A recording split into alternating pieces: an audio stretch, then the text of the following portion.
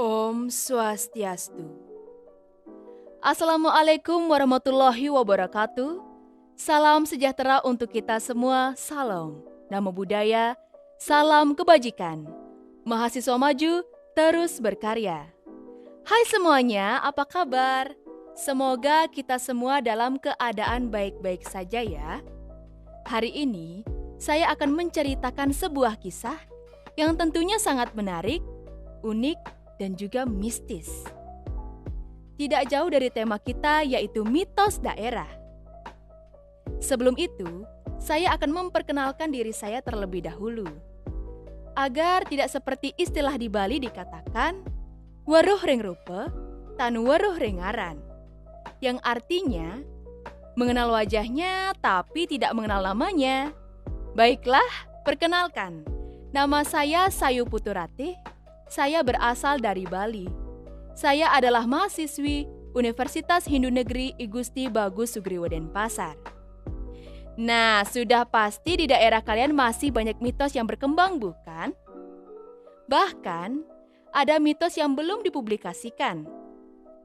Sama halnya dengan daerah saya di Bali, masih banyak mitos yang berkembang dan menjadi bahan perbincangan di kalangan masyarakat Bali. Salah satunya, kisah mistis Legu Gondong. Seram kan? Sosok Legu Gondong yang dulunya sempat menggegerkan masyarakat wilayah Bali, khususnya Desa Intaran Sanur. Nah, pasti kalian sudah tidak asing lagi kan dengan yang namanya Desa Sanur. Desa Sanur adalah salah satu pusat pariwisata yang ada di Bali, yang letaknya tepat di bagian selatan kota Denpasar.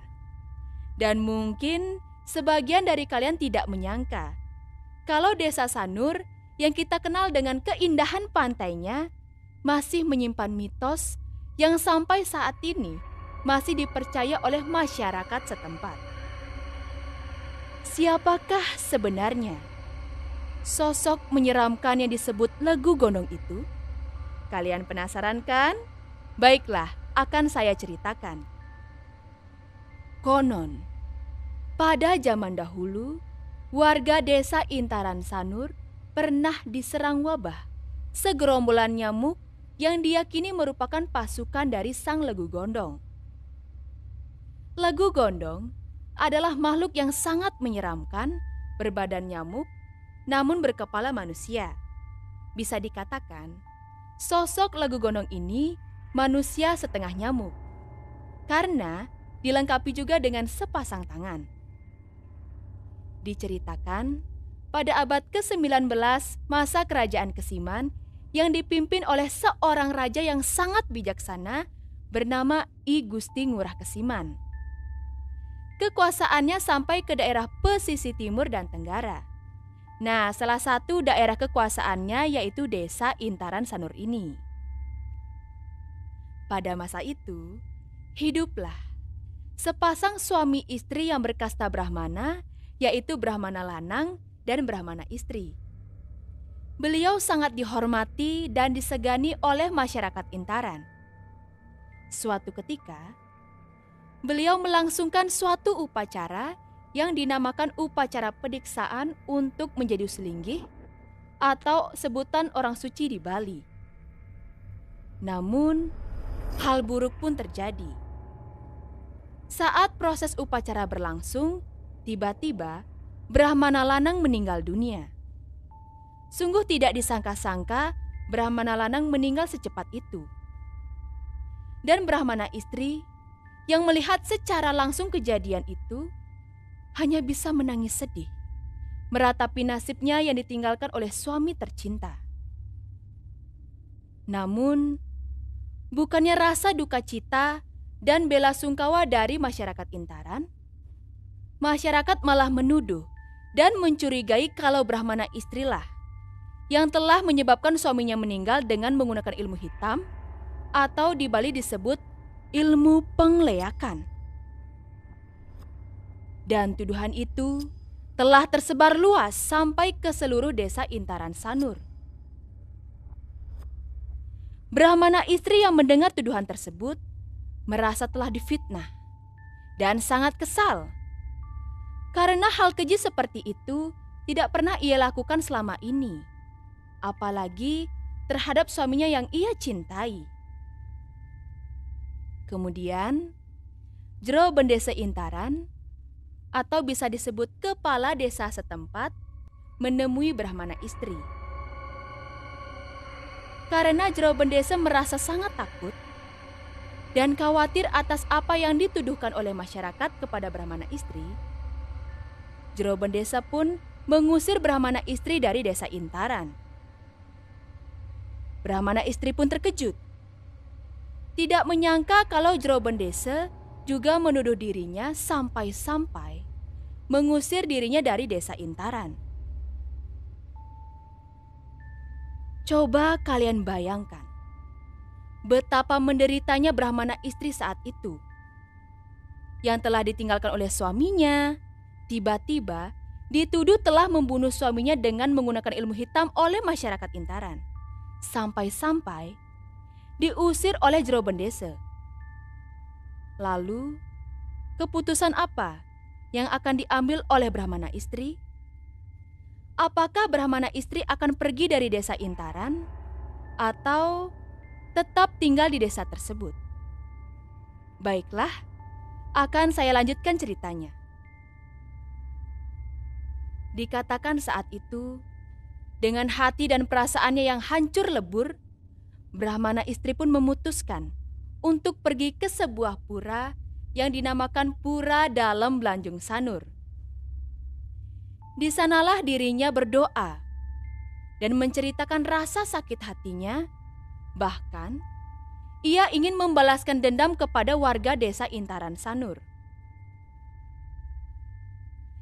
Singkat cerita, setelah sekian lama dirinya berdoa dan memohon kepada Ida Betara dalam Belanjung Sanur, dirinya pun dianugerahi kesaktian, yaitu kesaktian leak tertinggi oleh Dewi Durga, dan diberi gelar Rangdaning Jero Agung. Tidak hanya itu, Dewi Durga juga memberikan anugerah Legu Gondong kepada Rangdaning Jero Agung. Nah, Legu Gondong inilah yang diperintah oleh Rangdaning Jero Agung untuk menyebarkan wabah penyakit bagi warga desa Intaran. Karena saat itu, masyarakat Intaran tidak pernah melakukan persembahyangan ke Pura Dalam Belanjung Sanur. Dan Pura Dalam Belanjung Sanur tidak pernah terurus lagi. Itulah pesan dan tugas yang diberikan kepada Legu Gondong. Suatu hari, Rangdaning Jero Agung dan pasukan Sang Legu Gondong menyerang warga desa Intaran Sanur. Dan Rangdaning Jero Agung pun berkata, "Wahai warga desa Intaran Sanur, aku telah kembali untuk membalaskan dendamku kepada kalian semua. Karena dulu kalian telah memfitnahku bahwa akulah yang telah membunuh suamiku sendiri dengan menggunakan ilmu hitam. Dan karena tuduhan kalian itu, aku benar-benar mempelajari ilmu hitam. Ah! Legu Gondong, serang mereka!" Hanya sekali gigitan saja oleh Legu Gondong telah membuat banyak warga Intaran terkapar dan meninggal dunia. Dan disitulah Legu Gondong merasa sangat senang. Jero Agung, aku telah melaksanakan tugasku. Banyak warga Intaran yang terkapar dan meninggal dunia karena gigitanku. Diceritakan saat itu, suasana desa Intaran sangat mencekam. Setiap hari warga desa Intaran merasa sangat ketakutan sampai-sampai tidak berani keluar rumah. Melihat banyak warganya yang menjadi korban, Jero Bendesa Intaran menghadap Raja Kesiman yang bernama I Gusti Ngurah Kesiman. Yang pada saat itu, Raja Kesiman memimpin dua kerajaan sekaligus, sehingga disebut Raja Kembar.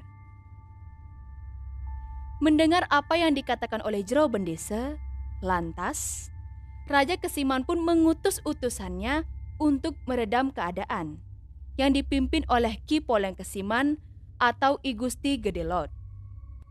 Kemudian terjadilah pertempuran antara Ki Poleng Kesiman dengan Rangdaning Jero Agung. Ki Poleng bertempur dengan Rangdaning Jero Agung dengan berubah wujud menjadi Baronghu. Namun, hanya sekali kibas saja oleh Rangdaning Jero Agung, Ki Poleng langsung jatuh tak berdaya. Dan Rangdaning Jero Agung pun berkata, "Ki Poleng, aku ini adalah Rangdaning Jero Agung yang memiliki kesaktian leak tertinggi. Melawanmu hanyalah hal kecil bagiku." Namun, Ki Poleng tidak mau menyerah. Dirinya pun merubah wujud menjadi Barong Bau. Dan pertempuran pun semakin sengit. Dan sia-sia saja.